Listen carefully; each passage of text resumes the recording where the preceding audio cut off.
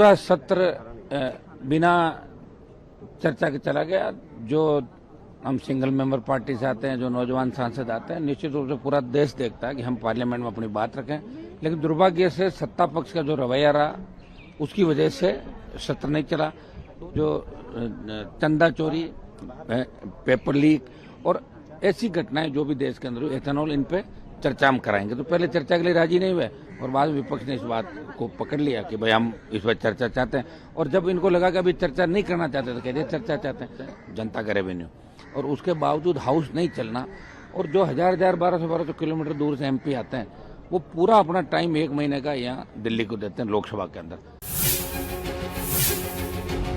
पूरा सत्र बिना चर्चा के चला गया। जो हम सिंगल मेंबर पार्टी से आते हैं, जो नौजवान सांसद आते हैं, निश्चित रूप से पूरा देश देखता है कि हम पार्लियामेंट में अपनी बात रखें। लेकिन दुर्भाग्य से सत्ता पक्ष का जो रवैया रहा, उसकी वजह से सत्र नहीं चला। 2-3 मुद्दे थे जो ऑल पार्टी मीटिंग के अंदर रखे थे, जब जहां सरकार की तरफ से मंत्री थे इनके राजनाथ सिंह जी, नड्डा जी, और इन्होंने कहा था कि विधेयकों के साथ साथ जो चंदा चोरी, पेपर लीक और ऐसी घटनाएं जो भी देश के अंदर हुई, एथेनॉल, इन पे चर्चा हम कराएंगे। तो पहले चर्चा के लिए राजी नहीं हुए और बाद विपक्ष ने इस बात को पकड़ लिया कि भाई हम इस पर चर्चा चाहते हैं।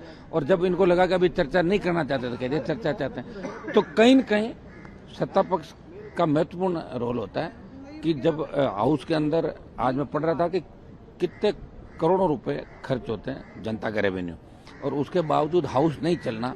और जो हजार 1200 किलोमीटर दूर से एमपी आते हैं, वो पूरा अपना टाइम 1 महीने का यहाँ दिल्ली को देते हैं लोकसभा के अंदर। तो ये बहुत बड़ा दुर्भाग्य है देश का कि मुझे लगता है कि आगे भी हाउस कैसे चलेंगे। ऐसे तो आगे जो इलेक्शन होते रहेंगे स्टेट के अंदर, तो अपने अपने स्टेट के इलेक्शन के हिसाब से अपनी अपनी पार्टियां अपनी बात रखेगी और वो नहीं चलने देगी। तो ये बहुत बड़ा दुर्भाग्य है। इसमें सरकार को सोचना चाहिए कि हाउस सुचारू कैसे रहे, सरकार की जिम्मेदारी।